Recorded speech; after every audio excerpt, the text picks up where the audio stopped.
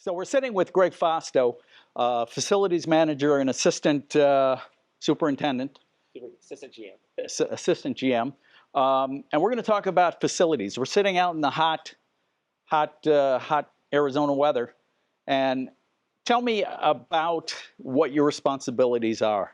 So my responsibilities in facility operations is I maintain and oversee housekeeping, the housekeeping department, their evening shift, day shift. I manage all facility operations maintenance. I am responsible for all the buildings, all roads, all streetlights, common walls, pools, rec, sports courts, and parks, and you see it. It's out Everything, there. right? It's everything pretty much. So But buildings, roads, yep, fences, pools, everything you name you it, right? see, What we're aren't you interested. responsible for? You're not responsible for I'm the not golf. responsible for the golf courses. I'm not responsible for the restaurants. I'm Okay. responsible for the infrastructure of the restaurants, taking care of it, keeping it up to Sure. specs and everything. Okay. So give me an idea what your common issues you deal with every day. What do you deal with? My common issues that I see that I deal with every day is usually with common grounds, is with landscaping. Due to this weather and due to the high heat load that happens here, we lose a lot of plants and trees. I implemented a new rotation on plants and shrubs that, you know, back in the days, as it used to be, they used to just put a lot of trees and plants next to each other. And now going forward, I've been spacing out trees, 20 to 30 feet, shrubs within 10 feet, instead of smashing them all, putting them all together, because it's been killing them. And plus, everyone knows the weather has been rough, especially last year was the roughest. And yeah, I was going to bring that up about, because that was such an unusual year, and it seems like, wow, I know people were like, oh, our plants are dying. I mean, personally, their plants were dying, and then you're looking at the facility here, and you're like, how do you keep these alive? So you've put stuff into place to kind of Yes. help that, and don't let that happen again, at least not at that extreme level, right? At this point, we stopped doing plantations right now because of the heat load. We'll start back up in October and start, finishing up our common areas. So as of now, we stopped. We put a halt up on the common areas and units, and we'll restart it back up in October. Excellent. So tell me about the maintenance schedules. How does a maintenance schedule work? I mean, do you just go out when something's broken, or is there like a not preemptive, but kind of a maintenance to keep things going? And yes, we have a permanent maintenance program that's we abide by Maricopa County guidelines. State, OSHA. We still have code of compliances that we're going to keep up, like your fire alarms. We have your daily inspections. We have your weeklies, your semis, your monthlies, your annually inspections that we have to abide by, and that comes down to pool inspections, pool maintenance, chemical testing to our buildings, rechecking fire extinguishers, making sure our devices are working and there's no troubles out there. So we are still bound by Maricopa County and code requirements that are required by us for stuff like pumps and greasing insert motors and stuff. I have a permanent maintenance, and we do it every 3 months. Okay, and so that's keep that up. Preventative. And I know for a while, a while back, you and I did one when you did the Tuscany pool. Yes. And did that, and that was, I mean, that gave me some insight into. You said, well, we're going to clean the pool, but at the same time, you did a bunch of other stuff too, right? Yes, there's so many. So we did the pool deck, we did the acid wash, we replaced the tile, the markers, because those are code requirements that you have to have by law. So we implemented those and installed new markers on it so it could be clear. We put new buoys. We actually painted the entire common, all the walling around the pool, and we did a complete facelift of all plants. I think I just saw lately too, it looks like you guys are remounting speakers and things out there that were in there that, they were always kind of like standing, Yeah, we sitting put them on the brackets, stood them up, painted the brackets, which we did a complete facelift from plants, from infrastructure to painting around the pool, plus the pool itself. Yeah, it looks great.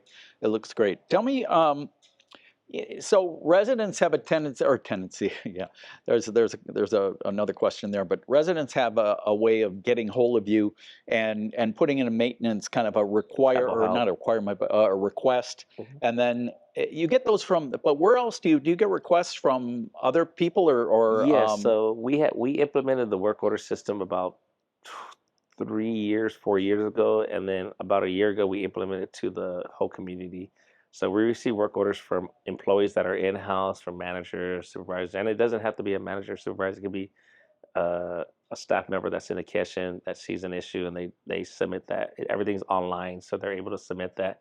Plus, we implemented it throughout the community. As you can see, you can submit a Pebble Help, and it comes straight to us. That is the key component that I've always wanted here at Pebble Creek when I started here, was to be able to have the community be able to submit work orders directly to us, because in real hindsight, you guys are your ears and eyes. You see it more than we do, and we're here to help. And what do you say to people that's, say, well, I put in a request like 4 times, and hey, I haven't seen anything yet. It, What's your response to that? when I see that, when I see work orders come in that are multiple work orders on the same issue, we usually try to delete the rest and keep the one. It's required for each employee to leave a message. The messages are so important because it keeps that one-on-one communication between that requester and that person that's working on that issue. So usually I tell our residents, if you don't see a message on it, contact me. And we're not perfect. We do make mistakes. The team's out there hustling. They're working their tails off. And as you can see, and I've told you earlier that they're the heart and soul of Pebble Creek. Our housekeepers, our maintenance, our common grounds, our kitchen staff, our employees that are in house is the heart and soul that. And this is what we get, a beautiful community like we have now. Yeah, it And we're really bigger is. than most cities, and we have as much as the responsibilities. As we Mhm. I manage the roads, I manage street lights, we manage the pools, all common walls, rec centers, parks, you There's a name it. lot of There's a ground to cover, lot that right? goes Yeah. around here. So how is that prioritized? Let's put it like that. So I would imagine, I would think that maybe the maintenance staff or people are out there, and I'm not going to guess at this. I'll let you answer it. But I mean, if it's a safety issue, if it's something like that, how are those repairs prioritized and how they Yes, get done? whenever I see a safety issue or a hazard, it's first priority. I mean, there's no Yeah. if buts about it. Our whole outlook is safety. Safety comes first. Hazards, we just want to make sure we address those issues immediately. As for the day-to-day work orders, they do go into a queue. We do have a high, medium, and low priority level on our work orders. The reason why is because when someone submits a work order, there's 10 to 20, 30, 40 work orders before that submission, and we try to even it out throughout our teams that we can get that.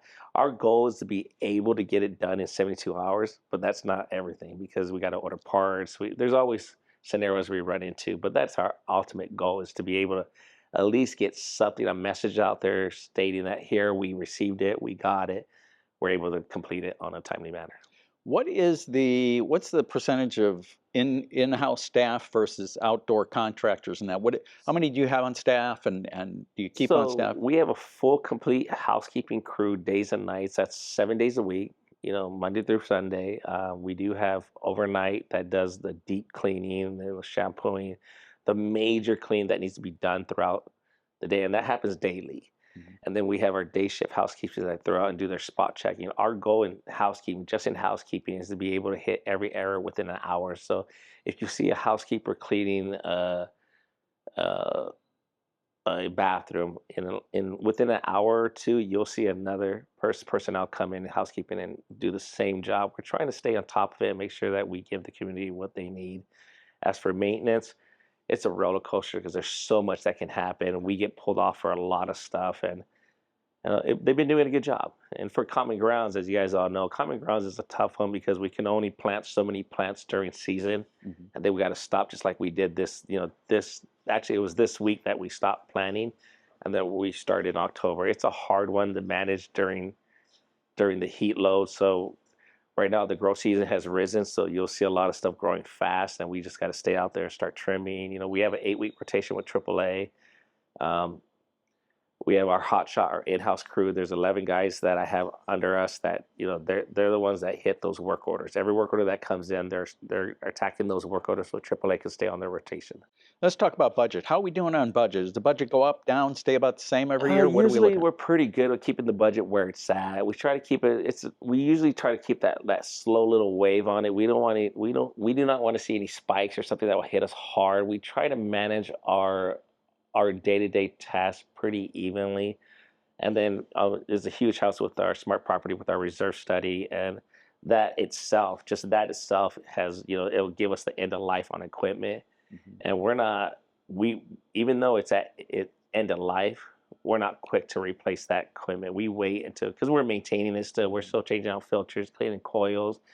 I mean, there's no need to pull out equipment that doesn't need to at its end of life. And then we will probably save it for another 2 years, and then we'll replace Yeah. it. And I'm sure at that point, I know I like the idea of pre-maintenance and having that done and waiting, not replacing something when it maybe you'll have another 5 years left to Yeah. whatever. But you stay on top of that from standpoint, because I don't think we've only been here 2 years, and maybe people who are here 20 years seen something different, but I don't think I've ever seen something where it breaks down and it's closed for a month, Our right? preventive maintenance is get it up. Yeah, We keep close tied to our equipment, and we do our, like I was saying, we do our weeklies, our dailies, our yeah. monthlies, our quarterlies. We're really, really on schedule when maintaining our equipment, and we strive for the best. Yeah, We and I do. know I know there's occasions where you have to order something and it doesn't come Yes. in, and that'll be a delay you have no control over, so you do what you can with that. Thing in housekeeping, we strive not to contract. We do. We really do. We contract stuff that are, that could be a liability, Mhm. or that is, governed. But overall, the painting that you see throughout the community with the, Sunrise Park, the TF Guardhouse, the Pickleball Ramada, all that's been done in house. The 303 wall was done in house. So we strive to do most of our work in house because we take pride in what we do. Yeah, and I tell you, I've said before, I walk around in here like I go into a restroom or go into an area in one of the common areas or the common buildings, and I'm always impressed because I've been in country clubs, I've been in whatever, and you walk in and the bathrooms are usually spotless and everything looks great. People are really impressed. People that I've brought here, guests and things, are really No, thank impressed with you. it, and I Thank you. think Nice that's a to big hear. part of it. It's those little It's nice things. to hear. Um, so let's talk about something that seems to be on everybody's minds these days, and that's the restaurant. The restaurant. So the restaurants have been a challenge, because the biggest challenge that I would like residents to know is when tying new into an existing building. There's always been a rumor out there, a myth that it's grandfathered in. There's no such thing. Is once you touch a building and you put new onto existing building, everything has to be up to code. I mean, it could be a basic clamp on a conduit, stud, or a bracket. It just has to be up to code. And then there's stuff that will never know. Once you rip out walls, you'll see water damage. So there's a lot of things that we ran into at the tavern. Water damage. We pulled out the patio, found out the underlayment needed to be replaced because it wasn't within code. There was a lot of code requirements that we were not expecting. How long was that building there before you guys ripped it? A long time, really. It was one of the first buildings, right? It was, I think, it's The over almost early 20 '90s. years. Yeah, 20. Yeah, Yeah, almost 20 years. yeah, that's amazing. And you and I have discussed this before, and we're doing. Just so everybody knows, we're doing another restaurant tour on this coming week, so it'll be up pretty soon. You'll be able to see the progress they've made. But we've talked about this before, that the idea, because sometimes you see some people say, "Hey, they put up like McDonald's is going to be done before we have our restaurant done," Yes. and those are existing buildings. They're almost like prefabs. They go up like that, right? They are it is, to let people know it's easy and quicker to build a facility from ground up than attaching something to a building. Yeah. And that's the difference. It's a total difference. And the inspections, we're tied to inspections. So if we pour Zaire plumbing, we install plumbing, they got to come in and watch the rough end, inspect it. And there's no, like, you can't tell an inspector just come right now. It's based on their schedule, their timing. When they come out, it could take a week, it could take 2 weeks, it could take a month, but we have to wait that month. That's such a good point. And the truth of the matter is, when I talk to people about it, and they're like, "What's going on?" And I said, "Do you think it's anybody's advantage to delay getting the restaurant open? Everybody's doing the best they can to get it done, right? It's Yes. taken longer, and there are reasons, like you said. The whole idea too. You went from this old restaurant that had all these walls and all the fireplace, and you ripped it all out. Open it We're up. doing this open concept thing, which is just going to be amazing. But doing an open concept, going from what it was before to that open concept, is a big job, right? You had to put in Yes. new support beams. You had to put in Yes. footings that took forever to dry and then to be inspected. And even after we demoed areas and we started looking at that, we had to add. The inspector asked us to add more footings. So it's a process. There's you never know what's behind walls Yeah. until you open it up. Well, I think when we're finished with it, people are going to be super pleased. You know, it's looking amazing to me. We'll get another look at it in a couple days. I And then, truly feel once the community sees and residents see this restaurant, they're going to be amazed. It's yeah, going to be beautiful. yeah, yeah, we're excited, or I'm excited. At least I think a lot of I'm people are. excited too. So let's talk about the future. Is there any big projects or anything coming down the pike here that that you have on your 5-year plan or whatever it is that's Uh, coming up that we should kind of we do let not have people know? any major issues. I am talking to the softball club about remodeling, like actually removing that shed and building from ground up, because we ran into some scenarios with that, and that the better I the better option is to rip and remove and build an infrastructure from ground up so they can have a score booth and meeting area, a snack bar, and then building a shed storage for them elsewhere. So I'm working on that. There is a project coming up in a couple months that I'm going to be ripping and removing all of Clubhouse Drive going west. So everything from the guardhouse going west to the self center, I'm going to rip that road out and install new roads. So that's a Wow. big project coming up, and Yeah. that's going to take about 3 to 5 years, because we're going to do it in sections. First, we're going to do the west end, then we're going to go down all the way to Gate 8 probably next year, and then Yeah. come back from the exit. So that's going to be a project that's Excellent. ongoing for a couple years. All right, so I think we covered most everything we needed to. Do you have any message out there for for the people about facilities or anything that Uh, I forgot to kind of cover? I, I would say, as I always stated, they're the heart, the housekeepers, the staff. The staff here, they're the heart and soul, and hats off to them. They did a phenomenal job, and they're still doing a phenomenal job. I salute them. I thank them every day for what they've done, and I come to work with a smile on my face, because look what we have, a beautiful community, and I'll challenge anybody. I'm proud of our community. And you should be. And I'm really thankful for you guys. I think you guys do a wonderful job. We moved here because of really, I mean, we love the house, don't get me wrong, but it was all the surrounding and the facilities and all those things that you guys take such good care of and put in and plan. That's really helped us make the decision to move here. So we're glad to be here. All right, thank you. Thank Thank you, you. Greg. Thanks for taking the time to do this. And I really It's a appreciate it. pleasure. Thank you.